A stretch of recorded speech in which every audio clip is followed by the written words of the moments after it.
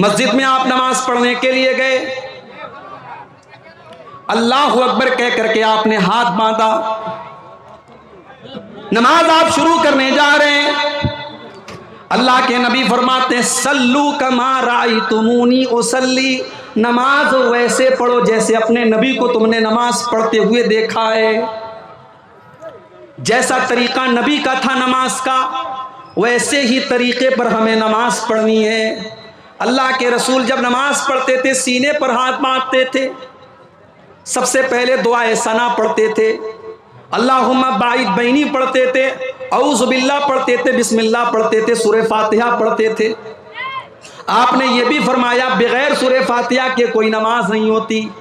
آپ نے یہ بھی فرمایا جو سورہ فاتحہ نہ پڑھے فہیہ خداج فہیہ خداج، اس کی نماز ادھوری ہے، ادھوری ہے، ادھوری ہے، اس کی نماز پوری نہیں ہے، اس کی نماز پوری نہیں ہے۔ اس کے بعد اللہ کے نبی کوئی اور سورت پڑھتے، پھر آپ رکوع میں جاتے اور رکوع میں جانے کے پہلے آپ رفع یدین کرتے، اپنے دونوں ہاتھوں کو اٹھاتے کندھے تک۔ رکوع میں جب آپ جاتے آپ کی پیٹھ اور آپ کا سر بالکل برابر ہوتا اور اطمینان سے آپ رکوع کرتے اور اپنے دونوں ہاتھوں سے اپنے گھٹنے کو مضبوطی سے پکڑ کر کے آپ رکوع کرتے۔ رکوع میں آپ نے بہت ساری دعائیں سکھائی ہیں، سب سے مشہور دعا ہے سبحان ربی العظیم، یہ دعا کم سے کم 3 بار پڑھنی چاہیے، اللہ کے رسول پڑھتے تھے۔ رکوع سے اٹھنے کے بعد آپ سیدھے کھڑے ہوتے، رفع یدین کرتے، اپنے ہاتھوں کو کندھے تک اٹھاتے، سمیع اللہ لمن حمیدہ کہتے، ربنا ولک الحمد حمدا کثیرا طیبا مبارکا فی پڑھتے، آپ اطمینان سے کھڑے رہتے۔ اس کے بعد آپ سجدہ کرتے اور سجدے میں جاتے وقت پہلے اپنے ہاتھوں کو زمین پر رکھتے، پھر اپنے گھٹنے کو بعد میں رکھتے۔ سجدے میں کم سے کم 7 چیزیں زمین کے اوپر اللہ کے پیارے نبی رکھتے تھے۔ اپنی پیشانی کو زمین پر رکھتے تھے، اپنی ناک کو زمین پر رکھتے تھے، پیشانی اور ناک دونوں کو ایک مانتے تھے آپ، دونوں ہاتھوں کو زمین پر رکھتے، دونوں گھٹنوں کو زمین پر رکھتے اور دونوں پیروں کو بھی زمین پر رکھتے اور پیروں کی انگلیوں کو موڑ کر کے ان کا رخ قبلہ کی طرف کر لیتے اور آپ اطمینان سے سجدہ کرتے۔ سجدے میں آپ نے کہنیوں کو زمین پر بچھانے سے منع کیا اور آپ نے فرمایا کتے کی طرح اپنے ہاتھوں کو سجدے میں زمین پر بچھا کر کے سجدہ نہ کرو۔ مرد کا بھی یہی طریقہ ہے، عورت کا بھی یہی طریقہ ہے، عورت بھی سجدہ ایسے ہی کرے گی جیسے مرد کرتا تھا۔ کوئی بھی صحیح حدیث ایسی نہیں کہ مرد کا سجدہ کرنے کا طریقہ الگ اور عورت کا طریقہ الگ ہے، دونوں کا طریقہ سیم ہوگا، دونوں کا طریقہ ایک ہوگا۔ سجدے میں آپ الگ الگ دعائیں پڑھتے تھے، سبحان ربی الاعلیٰ بھی پڑھتے تھے، سبوح قدوس رب الملائکۃ بھی پڑھتے تھے، اور بھی دعائیں آپ پڑھتے تھے کم سے کم 3 بار۔ سجدے سے اٹھنے کے بعد اطمینان سے آپ بیٹھ جاتے تھے، اللہم اغفر لی ورحمنی واہدنی وعافنی وارزقنی، یہ دعا آپ پڑھتے تھے، پھر دوسرا سجدہ کرتے تھے۔ دوسرا سجدہ کرنے کے بعد اطمینان سے آپ بیٹھے رہتے تھے اور پھر اٹھ کر کے آپ دوسری رکعت کے لیے آپ اٹھتے تھے اور جیسے آپ نے پہلی رکعت پڑھی تھی آپ دوسری رکعت پڑھتے تھے۔ اگر وہ نماز 3 رکعت والی یا 4 رکعت والی ہوتی تھی، اللہ کے پیارے نبی 2 رکعت پڑھنے کے بعد التحیات پڑھتے تھے، اور التحیات میں جو حدیث سے جو چیزیں ثابت ہیں کہ التحیات کے شروع سے لے کر کے سلام پھیرنے تک آپ اپنی انگلی کو اٹھائے رہتے تھے۔ یہ ہمارے بہت سارے بھائیوں نے جو طریقہ بنا لیا ہے کہ اشہد اللہ کے اوپر اٹھاتے ہیں اور الا اللہ کے اوپر انگلی کو نیچے کر دیتے ہیں، معاف کیجئے یہ حدیث سے ثابت نہیں ہے۔ پورے تشہد میں التحیات آپ نے جب سے شروع کی ہے، سلام پھیرنے کے ٹائم تک آپ کی انگلی ایسے اٹھی رہے گی، بیچ بیچ میں آپ تھوڑا تھوڑا انگلی کو حرکت دیں گے، جب درود شریف پڑھیں گے تب آپ حرکت دیں گے، درود شریف کے بعد کی دعائیں جب آپ پڑھیں گے تب آپ حرکت دیں گے۔ یہ حرکت دینا بھی اللہ کے رسول صلی اللہ علیہ وسلم سے ثابت ہے۔ تیسری رکعت کے لیے جب آپ کھڑے ہوتے تو آپ رفع یدین کر کے اپنے ہاتھوں کو سینے پر باندھ لیتے، तीसरी और चौथी रकात में आप सूरह फातिहा पढ़ते थे, कभी कभी कोई और सूरत भी पढ़ लेते थे, लेकिन आम तौर से सिर्फ सूरह फातिहा पढ़ते थे। और जब आप नमाज के आखिरी तशहुद में बैठते थे तो अपने बाएं पैर को आप दाहिने पैर के नीचे से निकाल के अपनी कमर के बल बैठा करते थे और अत्तहियात पढ़ते थे। अत्तहियात के बाद दरूद शरीफ पढ़ते थे। दरूद शरीफ के बाद आप मुख्तलिफ दुआएं पढ़ते थे। अल्लाहुम्मा इन्नी ज़लमतु नफ्सी वाली दुआ भी पढ़ते थे। अल्लाहुम्मा इन्नी अऊज़ु बिका मिन अज़ाबि जहन्नम वाली दुआ भी आप पढ़ते थे। उसके बाद आप अस्सलामु अलैकुम वरहमतुल्लाह, अस्सलामु अलैकुम वरहमतुल्लाह, दाहिने और बाएं तरफ आप सलाम करते। ये है अल्लाह के रसूल की नमाज का तरीका। अब कोई अगर ये कहता है मौलवी साहब आपने तरीका तो बता दिया, लेकिन हम तो उसी तरीके पर नमाज पढ़ेंगे जो बाप दादा से हम देखते चले आए थे।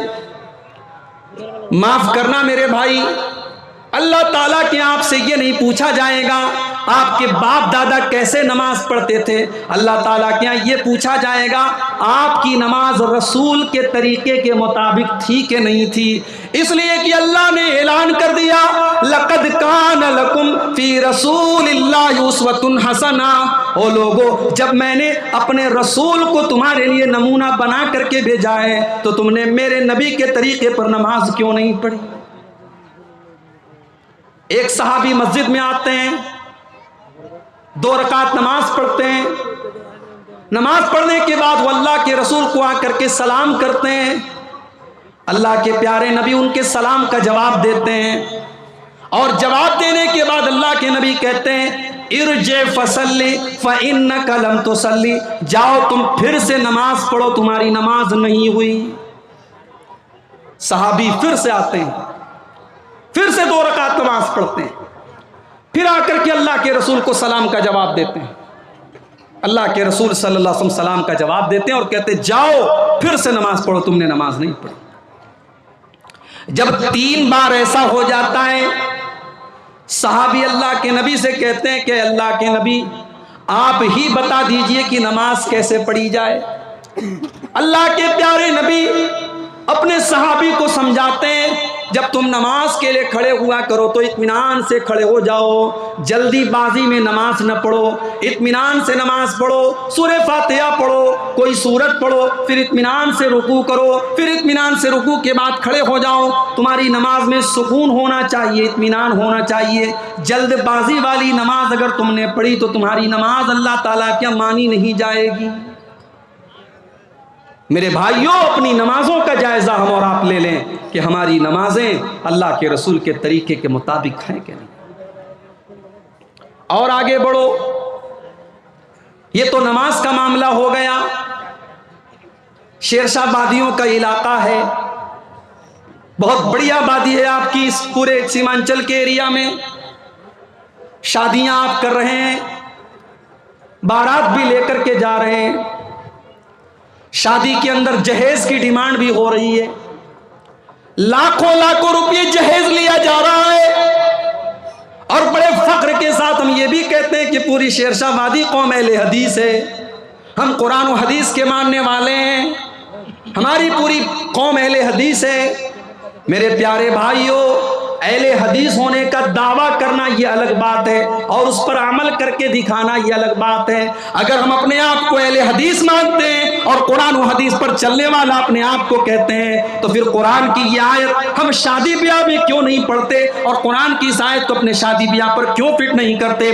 लक़द काना लकुम फी रसूलिल्लाहि उस्वतुन हसना। ओ लोगो, मेरा नबी तुम्हारे लिए नमूना है, मेरा नबी नमाज में भी तुम्हारे लिए नमूना है, मेरा नबी शादी ब्याह में भी तुम्हारे लिए नमूना है। हर साल जहेज के ऊपर तकरीरें हो रही हैं मगर कोई फर्क नहीं हो रहा है। गरीब बाप बेचारा लड़की की शादी कैसे करे, समाज में कोई समझने वाला नहीं है। या तो वो लोगों के सामने भीख मांगे और अपनी बेटी के जहेज का इंतजाम करे, या वो बेचारा सब्र करे और इस उम्मीद में लगा रहे कि मेरे पास पैसे का इंतजाम हो जाए तो मैं अपनी लड़की की शादी करूंगा। 30-30 साल की गरीब लड़की आज जवानी की दहलीज को पार कर रही है। آج غریبوں کی لڑکیاں اپنی عزت و آبرو کی حدوں کو کراس کر رہی ہیں، اپنی عزت و آبرو کی لمٹ کو کراس کر رہی ہیں۔ میرے پیارے بھائیوں، اگر وہ غریب کی بیٹی کے قدم اگر بہک گئے، مجھے بتاؤ اس کا ذمہ دار کون ہوگا؟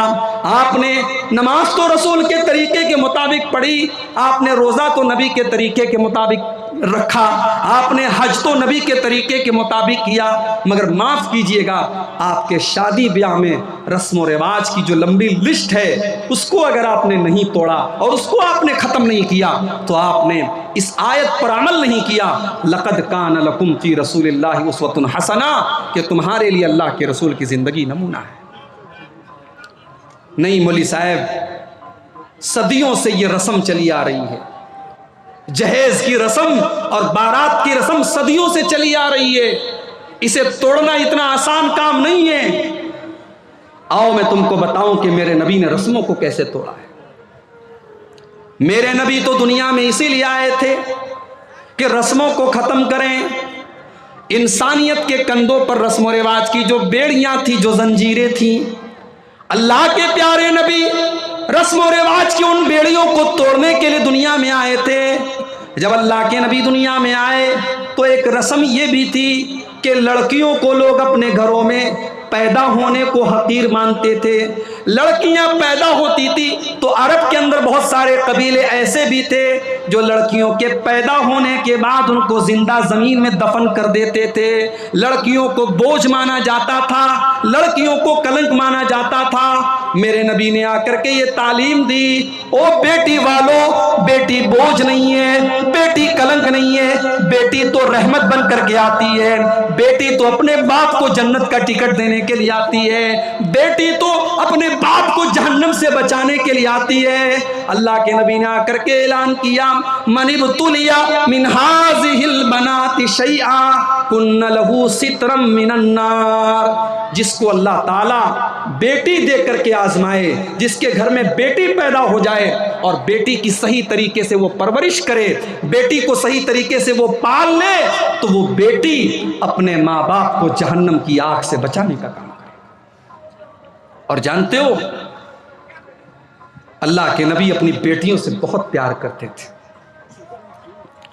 آج تو کتنے لوگ ہیں بیٹی اپنے باپ سے بات کرنے سے کتراتی ہے، وہی باپ جو بیٹے سے پیار سے بات کرتا ہے، بیٹی سے پیار سے دو باتیں کرنا بھی باپ کو پسند نہیں ہے۔ سن لو، اگر کوئی اپنی بیٹی کے ساتھ ایسا ویوہار کرتا ہے، کان کھول کر کے سن لے، یہ جناب محمد الرسول اللہ صلی اللہ علیہ وسلم کا طریقہ نہیں ہے، یہ میرے نبی کی سیرت نہیں ہے۔ میرے نبی تو اپنی بیٹیوں سے اتنا پیار کرتے تھے، ترمذی کی روایت ہے، اماں عائشہ فرماتی ہیں جب اللہ کے نبی کی بیٹی فاطمہ آپ سے ملنے کے لیے آتی تھی، اللہ کے نبی اپنی بیٹی کے استقبال میں کھڑے ہو جاتے تھے، اپنی بیٹی کا ویلکم کرتے تھے اور اپنی بیٹی کے ہاتھوں کو چوم لیتے تھے اور اپنی بیٹی کو اپنے بغل میں اپنی سیٹ پر اللہ کے پیارے نبی بٹھاتے تھے۔ اپنی بیٹیوں سے اتنا پیار کرتے تھے اللہ کے نبی، اپنی بیٹیوں کی آنکھ میں کبھی آپ آنسو نہیں دیکھ پاتے تھے۔ حضرت زینب رضی اللہ تعالیٰ عنہ جب اپنے شوہر کو چھڑانے کے لیے اپنا ہار لے کر کے آتی ہیں اور مسلمانوں کو وہ ہار دیتی ہیں جو حضرت زینب کو ان کی شادی کے موقع پر ان کی ماں نے دیا تھا، جب اللہ کے رسول کے سامنے وہ ہار لایا جاتا ہے، اللہ کے نبی کی آنکھوں سے آنسو بہنے لگتے ہیں۔ اللہ کے نبی کے دل کو تکلیف پہنچتی ہے کہ آج میری بیٹی کو اپنے شوہر کو بچانے کے لیے وہ ہار دینا پڑ رہا ہے۔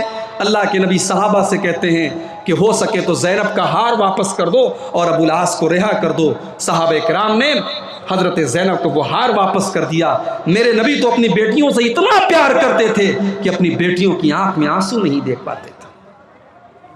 آپ کی سب سے چھوٹی بیٹی حضرت فاطمہ، آپ ان کی شادی کرتے ہیں حضرت علی کے ساتھ۔ آج ہماری لڑکیوں کے اچھے اچھے رشتے آتے ہیں، ہم ٹھکرا دیتے ہیں۔ لڑکا مولوی ہے، لڑکا حافظ ہے، 5-10 ہزار روپے مہینہ کما رہا ہے، ہماری بیٹی کو عیش و آرام سے نہیں رکھ پائے گا۔ میرے پیارے بھائیوں، कब तक आप दुनियावी चीजों को तरजीह देंगे और कब तक आप दीनदारी को पसे पुष्ट रखेंगे, दीनदारी को आप कुर्बान करेंगे, कब तक आप ऐसा करेंगे?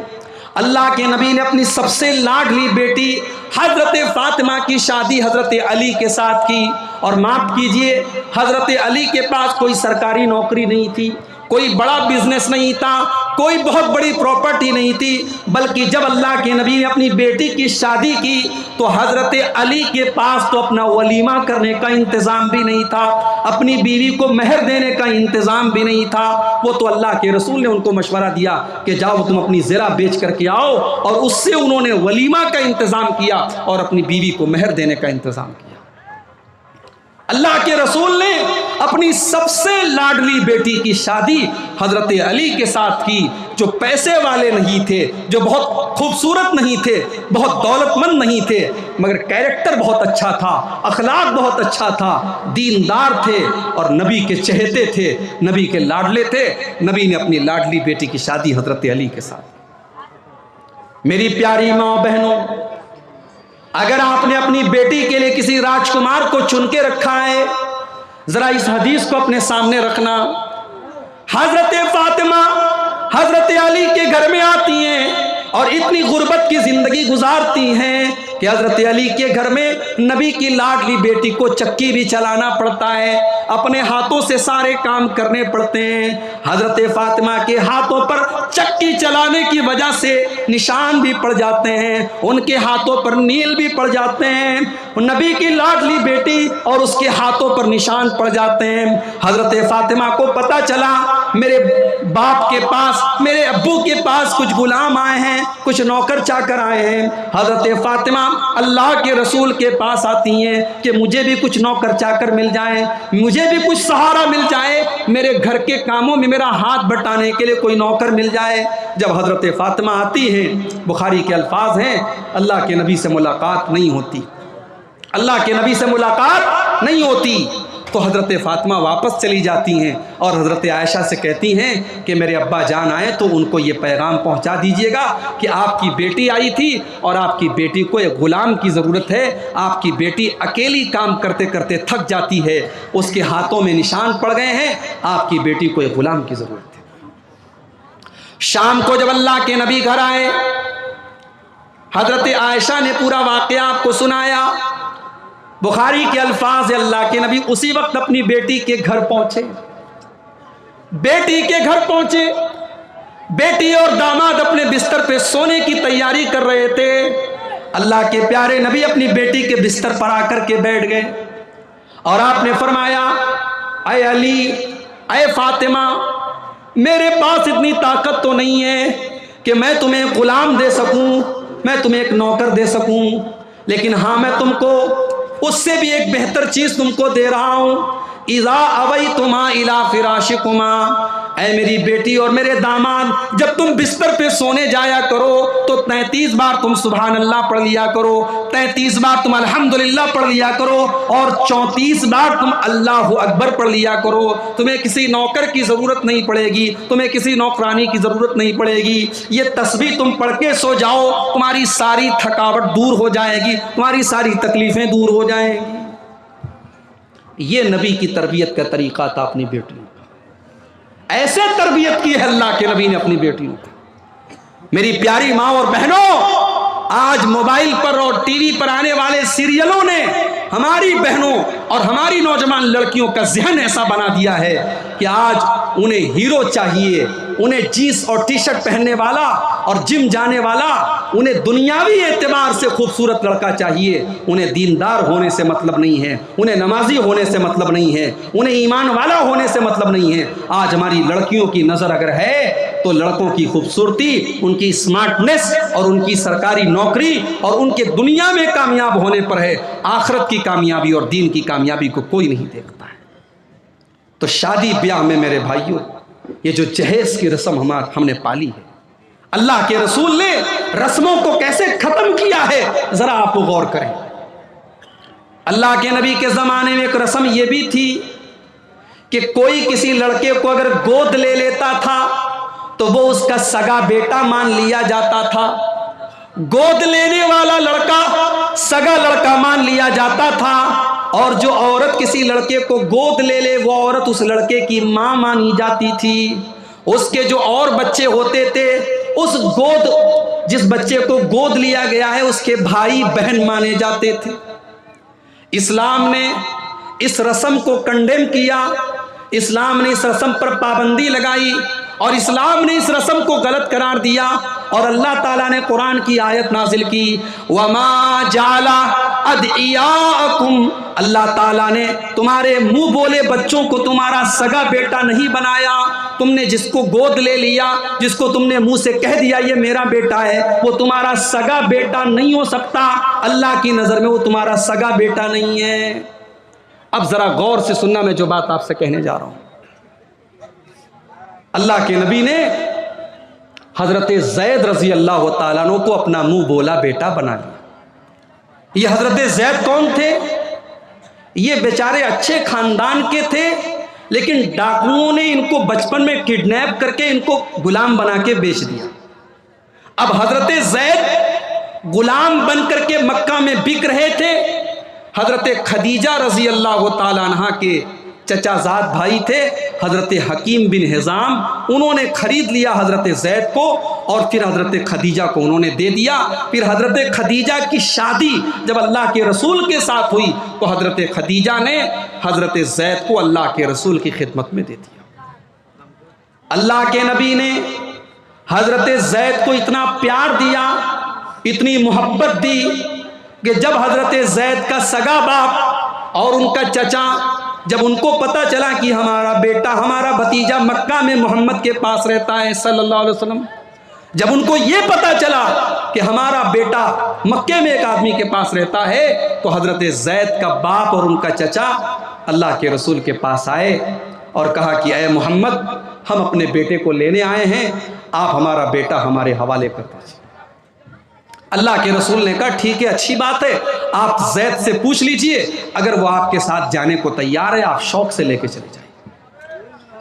ज़ैद के बाप और ज़ैद के चचा ने आकर के हजरत ज़ैद से पूछा कि ऐ ज़ैद, हम तुम्हें अपने साथ लेकर के जाने के लिए आए हैं, तुम गुलामी की जिंदगी छोड़ दो, चलो अपने घर चलो और आज़ाद की जिंदगी गुजारो। हजरत ज़ैद जवाब देते हैं, ऐ मेरे वालिद और ऐ मेरे चचा, मैं अपने आका को छोड़ करके कहीं जाने वाला नहीं हूँ। मेरा सगा बाप भी उतना प्यार मुझे नहीं दे सकता था जितना मोहम्मद रसूलुल्लाह ने मुझको दिया है। मैं अपने आका को छोड़ करके, अपने नबी को छोड़ करके मैं कहीं जाने वाला नहीं हूँ। मैं रहूँगा तो मोहम्मद रसूलुल्लाह के साथ रहूँगा। जब बाप ने ये देखा कि मेरा बेटा जाने को तैयार नहीं है, बाप बेचारा मजबूर होकर के चला गया। अल्लाह के रसूल इतना खुश हुए, आपने आकर के मक्के में ऐलान किया, आज से ज़ैद मेरा बेटा है और मैं इसके बाप के जैसा हूं और मेरी प्रॉपर्टी का वारिस भी ज़ैद बनेगा। आपने ऐसा ऐलान कर दिया और पूरे मक्का में लोग हजरत ज़ैद को ज़ैद बिन मोहम्मद कहने लगे। अब गौर से सुनिएगा जो बात मैं कहना चाहता हूं। जब कुरान की यह आयत नाजिल हुई कि किसी को अपना बेटा बना लेने से वो सगा बेटा नहीं बन जाता, अब इस रस्म को ख़त्म करने के लिए अल्लाह ताला ने अपने नबी को एक हुक्म दिया। हुक्म ये दिया कि ऐ नबी, हज़रत ज़ैनब रज़ी अल्लाह ताला अन्हा जो ज़ैद की बीवी हैं, जब ज़ैद अपनी बीवी को तलाक दे दें तो ऐ मोहम्मद सल्लल्लाहु अलैहि वसल्लम, आप ज़ैद की बीवी के साथ तलाक के बाद जब वो इद्दत पूरी कर ले तो आप उनसे निकाह कर लीजिए। अल्लाह के रसूल को अल्लाह ने हुक्म दिया कि आप अपने मुंह बोले बेटे की मुतल्लका बीवी के साथ, जो समाज की नज़र में आपकी बहू है, अपनी उस लड़की के साथ, उस औरत के साथ आप शादी कीजिए। कितनी बड़ी बात है। आज हमारे समाज में अगर ऐसी कोई रस्म हो और आपसे मैं कहूं कि इस रस्म को तोड़ दीजिए तो आपकी पेशानी पर बल पड़ जाएंगे, पसीना आ जाएगा आपको कि इतनी खतरनाक रस्म। अल्लाह ने अपने नबी को हुक्म दिया कि ऐ नबी, जब ज़ैनब की इद्दत ख़त्म हो जाए तो आपको ज़ैनब के साथ निकाह करना है। अल्लाह के नबी डर रहे थे کہ میں اگر زینب کے ساتھ نکاح کروں گا تو سماج کیا کہے گا؟ لوگ یہ کہیں گے کہ محمد الرسول اللہ نے اپنی بہو کے ساتھ شادی کر لی، اپنی بہو کے ساتھ نکاح کر لیا۔ بڑے غور سے سننا میرے پیارے بھائیوں، محمد الرسول اللہ نے کیسے رسم و رواج کو ختم کیا ہے۔ اللہ کے نبی صلی اللہ علیہ وسلم نے حضرت زینب کے ساتھ جب نکاح کیا، پورے مکہ میں اعتراض ہونے لگا، لوگ کہنے لگے محمد الرسول اللہ نے اپنی بہو کے ساتھ شادی کر لی۔ لوگ کہنے لگے سارے مسلمانوں کو 4 شادی کرنے کی اجازت ہے، محمد صلی اللہ علیہ وسلم نے 5ویں شادی کر لی۔ لوگ کہنے لگے انہوں نے دوسروں کے لیے الگ قانون بنایا اور اپنے لیے الگ قانون بنایا۔ اب اللہ نے قرآن کی آیت نازل کی، سورہ احزاب، ما کان محمد ابا احد من رجالکم ولکن رسول اللہ۔ او لوگو، تم میرے نبی پر الزام لگاتے ہو کہ میرے نبی نے اپنی بہو سے شادی کر لی، جبکہ میرے نبی کی اولاد میں کوئی لڑکا نہیں ہے، میرے نبی کسی لڑکے کے باپ نہیں ہے، میرے نبی کی اولاد میں کوئی مرد نہیں ہے۔ آپ کے لڑکے ہوئے 3 لڑکے ہوئے، لیکن تینوں لڑکوں کا انتقال بچپن میں ہو گیا۔ آپ کا کوئی بیٹا جوان نہیں ہوا، مرد نہیں ہوا۔ تو اللہ نے کہا کہ محمد صلی اللہ علیہ وسلم جب کسی مرد کے باپ نہیں ہیں، ان کی اولاد میں کوئی مرد نہیں ہے، تو پھر ان کی بہو کہاں سے آ گئی؟ لہذا تمہارا یہ اعتراض غلط ہے کہ انہوں نے اپنی بہو کے ساتھ نکاح کر لیا۔ মা বোনদেরকে অনুরোধ করি আপনারা যেন না, বাংলা বক্তা আছে মৌলানা হাবিবুর রহমান সাহেব সালাফি, যাকে আমরা লম্বু নামে জানি, হাবিবুর রহমান লম্বু নামে আমরা জানি। তো আপনারা যেন না, 10 মিনিটের মধ্যে উনি আসবেন, আপনারা ওনার ওয়াজ শুনবেন। খুব ভালোভাবে বাংলা ভাষাতে খুব সুন্দরভাবে ওয়াজ করেন তিনি, আপনারা যেন না। और होटल बंद होने वाला है, जिनको जिनको खाना है जल्द अज जल्द खा लें। غور کریں میرے بھائیو، آپ ایک رسم کو توڑنے کو تیار نہیں ہیں۔ اللہ کے نبی نے ایسی رسم کو توڑا ہے، پورا سماج آپ کا دشمن بن گیا، مگر اللہ کے رسول نے حضرت زینب کے ساتھ نکاح کیا کیونکہ اللہ کا حکم تھا۔ میرے بھائیو، آپ اگر اپنے آپ کو اہل حدیث مانتے ہیں، قرآن و حدیث پر چلنے والا کہتے ہیں، تو رسم و رواج کی ان بیڑیوں کو ختم کرو اور شادی بیاہ کو آسان کرو۔ اور میری بات نوٹ کر لو، سماج سے بے حیائی اور زناکاری نہیں ختم ہو سکتی جب تک ہم نکاح کے سسٹم کو آسان نہیں کریں گے۔ اللہ کے پیارے نبی فرماتے ہیں ان اعظم النکاح برکتن ایسرہ مؤونتن، سب سے زیادہ برکت والا نکاح وہ ہے جس کے اندر سب سے کم خرچ کیا جائے۔ اللہ کے نبی فرماتے ہیں اذا خطب الیکم ممن ترضون دینہ وخلقہ فزوجوہ، جب تمہارے لڑکا یا لڑکی کے لیے کوئی اچھا رشتہ آ جائے، کوئی دیندار رشتہ آ جائے تو تم شادی کرنے میں دیر نہ کرو۔ الا تفعلوا، اگر تم شادی وقت پر نہیں کرو گے، اگر اپنے لڑکا یا لڑکی کی تم شادی صحیح ٹائم پر نہیں کرو گے، تکن فتنۃ فی الارض وفساد عریض، تو زمین کے اندر فتنہ پھیل جائے گا اور زمین کے اندر فساد پھیل جائے گا، زمین کے اندر بگاڑ پھیل جائے گا۔ آج بگاڑ پھیل چکا ہے، اور آج آپ دیکھیں کہ کون سا مسلمانوں کا گاؤں ایسا ہے اور کون سا مسلمانوں کا شہر ایسا ہے جہاں مسلمان نوجوان، چاہے وہ لڑکے ہوں چاہے وہ لڑکیاں ہوں، وہ بدکاری کی غلط عادت میں نہ مبتلا ہوں۔ آج ہمارے گھروں تک بدکاری پہنچ چکی ہے میرے بھائیوں، ہمارے گاؤں اور ہمارے دیہاتوں میں برائی پہنچ چکی ہے۔ ہم جب تک نکاح کو آسان نہیں کریں گے، برائی ختم نہیں ہو سکتی۔ ہمارے نبی ہمارے لیے نمونہ ہیں، اور نمونہ آپ ہر اعتبار سے ہیں۔ آپ جب بزنس کریں، ویاپار کریں، نوکری کریں، پیسہ کمانے کے لیے آپ گھر سے نکلیں، پیسہ کمانے کے لیے بھی اللہ کے رسول آپ کے لیے نمونہ ہیں۔ آپ آزاد نہیں ہیں کہ آپ بیاج کا پیسہ بھی اپنے گھر میں لے کر کے آئیں، رشوت کا پیسہ بھی آپ اپنے گھر میں لے کر کے آئیں، شراب بیچ کر کے آپ پیسہ کمائیں۔ نہیں، پیسہ کمائیے، بزنس کیجئے، مگر حلال طریقے سے کیجئے، سود اور بیاج کی رقم اپنے گھر میں مت لائیے۔ میرے پیارے بھائیوں، آج اپنے بچوں سے ہم اتنا پیار کرتے ہیں، کہ ہمارے بچوں کو ذرا سی کھروچ آ جائے ہم بے چین ہو جاتے ہیں. ہمارا بیٹا بائک سے جا رہا ہے, ہماری بیٹی گھر سے جا رہی ہے, بیٹے کو چوٹ آ جائے تو باپ بے چین ہو جاتا ہے, بیٹی کو کھروچ آ جائے تو ماں بے چین ہو جاتی ہے. میرے پیارے بھائیوں, اپنے بیٹے اور بیٹیوں سے اتنا پیار کرتے ہو اور اسی بیٹے کو اسی بیٹی کو حرام کمائی لا کر کے کھلاتے ہو, اپنے بچوں کی پرورش حرام پیسے سے کرتے ہو. کیا آپ نے اللہ کے رسول کی وہ حدیث نہیں سنی, ما یربو لحم من صوت, جس بدن کی پرورش حرام کمائی سے کی جائے, جس بدن کے اندر حرام پیسہ چلا جائے, فالنار اولا بہ, وہ بدن جہنم کی آگ میں ڈالا جائے گا. آپ اپنے بیٹے اور بیٹی کو دنیا کی آگ میں جلتا ہوا نہیں دیکھ سکتے. میرے بھائیوں, جہنم کی آگ میں اپنے بچوں کو کیسے آپ جلتا ہوا دیکھ سکتے ہو؟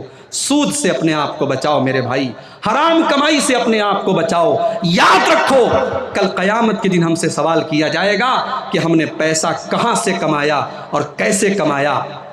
اور یہ قیامت کی نشانی بھی اللہ کے رسول صلی اللہ علیہ وسلم نے بتائی ہے کہ یاتی علی الناس زمان لا یبال المرء من این اخذ المال, کہ ایک ایسا دور بھی آئے گا جب لوگ پرواہ نہیں کریں گے کہ پیسہ حلال طریقے سے کما رہے ہیں یا حرام طریقے سے کما رہے ہیں. مجھے لوگوں نے بتایا کہ اس علاقے میں سود کا رواج بھی بہت تیزی سے بڑھ رہا ہے. لوگ سود کی رقم کھا رہے ہیں اور اس کو سود سمجھ بھی نہیں رہے ہیں. میرے بھائیوں, سود سود ہے, بیاج بیاج ہے. ہم اس کا نام بدل کر کے انٹرسٹ رکھ دیں, ہم اس کا نام بدل کر کے کچھ اور رکھ دیں, لیکن بیاج بیاج رہے گا, شراب شراب ہی رہے گی, زنا زنا ہی رہے گا. نام بدل دینے سے کوئی حرام چیز حلال نہیں ہو جاتی. تو اللہ نے فرمایا لقد کان لکم فی رسول اللہ اسوۃ حسنہ, تمہارے لیے اللہ کے رسول کی زندگی بہترین نمونہ ہے. ہمیں اور آپ کو آج اس پہلو پر غور کرنے کی ضرورت ہے کہ ہمارے نبی کیا صرف نماز میں ہمارے لیے نمونہ ہیں, کیا صرف روزہ میں ہمارے لیے نمونہ ہے؟ جی نہیں, ہمارے رسول اکرم صلی اللہ علیہ وسلم زندگی کے تمام معاملات میں ہمارے لیے نمونہ ہے.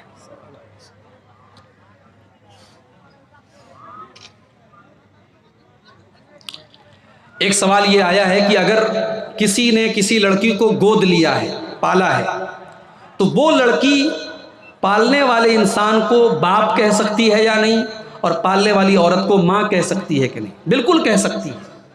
بھئی ہم ایک عام آدمی کو اپنے باپ کہہ کر کے, چچا کہہ کر کے پکارتے ہیں. ایک عام عورت کو جو بوڑھی ہے ہم اس کو ماں کہہ کر کے پکارتے ہیں. ہمارے ماں کہہ دینے سے وہ ہماری ماں نہیں ہو جاتی, ہم احترام کے طور پہ ماں کہتے ہیں.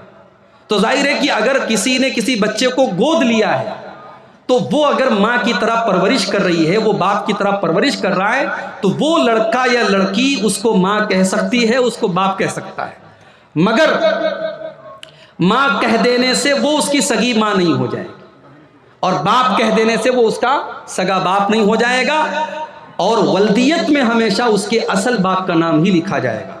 اور جب اس لڑکا یا لڑکی کی شادی ہوگی, نکاح کے ٹائم بھی اس کا جب نام لیا جائے گا تو اصل جو باپ کا نام ہے وہی نام لیا جائے گا. اور سرکاری کاغذات بھی جب بنوائے جائیں تو کوشش کی جائے کہ اصل والد کا نام ہی لکھا جائے تاکہ کسی طریقے کی غلط فہمی نہ ہو. اسلام نے اس پر بڑی سختی سے زور دیا ہے کہ ولدیت کسی کی تبدیل نہیں ہونی چاہیے, جو جس کا باپ ہے اس کے اصل باپ کا نام ہی اس کے ساتھ لینا چاہیے. اور یہاں ایک بات اور بھی یاد رکھیے کہ اگر کسی نے مان لیجئے کسی بچے کو گود لیا, اب پہلے سے اس کے کچھ لڑکے یا لڑکیاں ہیں, تو اب اس نے جس بچے کو گود لیا اگر اس کو دودھ پینے کی عمر میں دودھ پلا دیا, یعنی وہ بچہ یا بچی 2 سال کے اندر اس کو گود لیا اور اس کو دودھ پلا دیا 2 سال کے اندر, تب تو وہ سب آپس میں بھائی بھائی بن گئے, بھائی بہن بن گئے. لیکن اگر اس کو مان لو 2 سال کے بعد لیا یا دودھ نہیں پلا سکی, تو پھر یہ آپس میں بھائی بہن نہیں مانے جائیں گے. اس عورت کے جو پہلے سے بچے ہیں وہ اس کے سگے بھائی بہن کے برابر نہیں مانے جائیں گے. جب یہ لڑکا یا لڑکی جوان ہوگا تو پھر اس کو باقی لڑکے یا لڑکیوں سے جیسا شریعت کا حکم ہے پردہ کرنا پڑے گا اور شریعت کے حکم کے مطابق چلنا پڑے گا. تو میرے بھائیوں, آج ہمیں اور آپ کو اس پر بھی غور کرنے کی ضرورت ہے. ہم مسجد میں جاتے ہیں, ماشاءاللہ ماتھے پر سجدے کا نشان ہے, ماشاءاللہ چہرے پر بھرپور داڑھی ہے, ہم اچھے ہیں, دیندار ہیں, مگر گھر کے اندر جب ہم جاتے ہیں ہماری بیوی کے ساتھ ہمارا سلوک کیسا ہے, ہمارے بچوں کے ساتھ ہمارا سلوک کیسا ہے. بہت سارے لوگ ہیں समाज की नज़र में बहुत अच्छे हैं, गांव वालों की नज़र में बहुत अच्छे हैं, मगर उसकी बीवी से जाके पूछो, बीवी बताएगी कि वो कैसे कितने अच्छे हैं। याद रखो, इंसान जब घर से बाहर निकलता है लाख मेकअप करके निकले, लाख अपने चेहरे पर मुस्कुराहट सजा करके निकले, लाख अच्छा बन करके निकले, मगर इंसान कितना अच्छा है ये उसके बच्चे जानते हैं, उसकी बीवी जानती है, उसके घर वाले जानते हैं। इसलिए अगर अच्छा बनना है तो सबसे पहले अपने घर वालों के लिए अच्छे बनो, अपनी बीवी के लिए एक अच्छे शौहर बनो, अपने बच्चों के लिए एक अच्छे बाप बनो, अपने माँ बाप के लिए एक अच्छी औलाद बनो। इसीलिए अल्लाह के नबी फरमाते हैं, खैरुकुम लिअहलिही, ओ लोगों तुम में सबसे अच्छा इंसान वो है जो अपने परिवार के लिए अच्छा हो। व अना खैरुकुम लिअहली, और मैं तुम्हारे अंदर अपने परिवार के लिए सबसे अच्छा हूँ।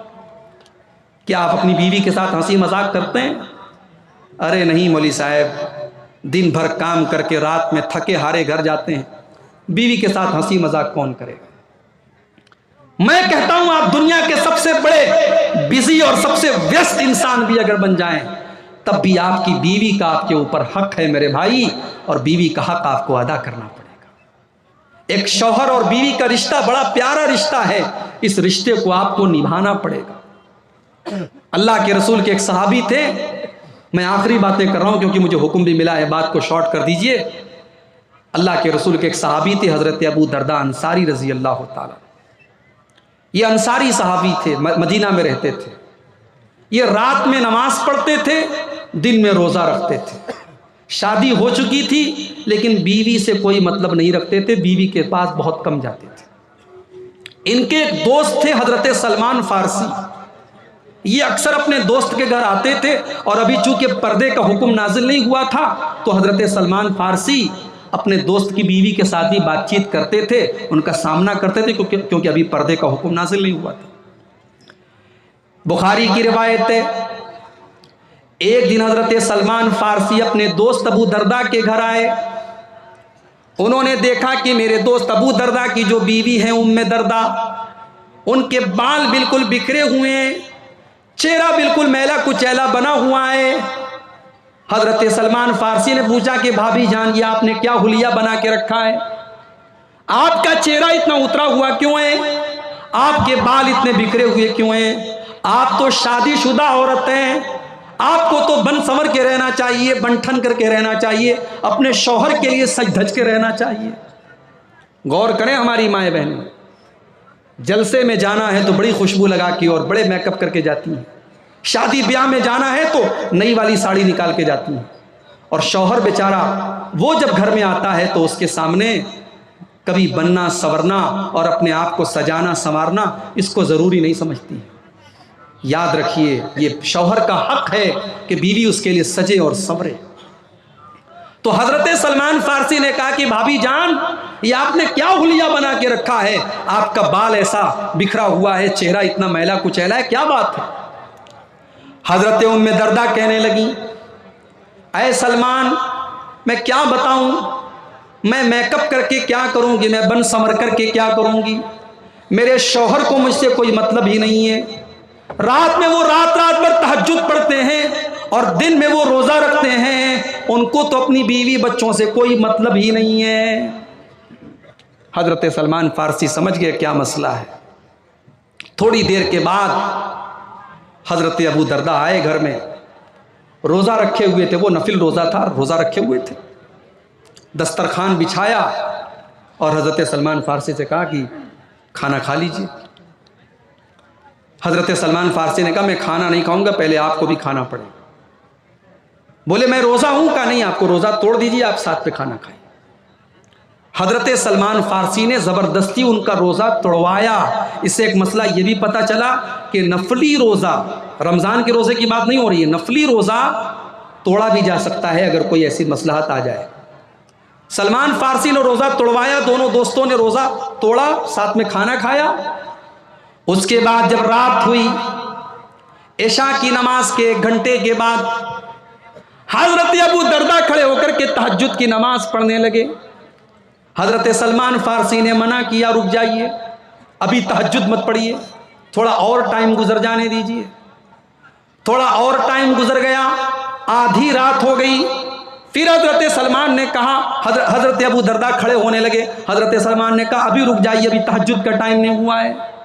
जब रात का आखिरी पहर आया और फजर के 1-2 घंटा पहले का वक्त आया, तब हजरत सलमान फारसी ने कहा अब उठिए और अब आप तहज्जुद पढ़िए और मैं भी आपके साथ तहज्जुद पढ़ता हूं। जब दोनों दोस्तों ने तहज्जुद की नमाज पढ़ ली, तहज्जुद की नमाज पढ़ने के बाद अब हजरत सलमान फारसी ने कहा कि ऐ अबू दरदा, इन्ना लिरब्बिका अलैका हक्का व इन्ना लिअयनिका अलैका हक्का व इन्ना लिजसदिका अलैका हक्का व इन्ना लिज़ौरिका अलैका हक्का।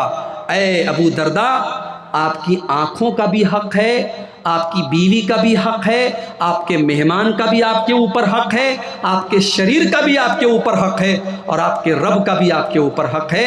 आप नमाज पढ़ते हैं बहुत अच्छी बात है, आप तहज्जुद पढ़ते हैं बहुत अच्छी बात है, मगर अपने जिस्म का भी ख्याल रखिए, अपनी बीवी का भी ख्याल रखिए, अपने मेहमान का भी ख्याल रखिए, सबको सबका हक दीजिए। जब अल्लाह के रसूल सल्लल्लाहु अलैहि वसल्लम के सामने ये पूरा वाक़या बयान किया गया, अल्लाह के रसूल ने फरमाया सदक़ सलमान, सलमान बिल्कुल सही कह रहे हैं, सलमान ने बिल्कुल सही बात कही है। तो मेरे भाइयों, इस्लाम तो ये तालीम देता है।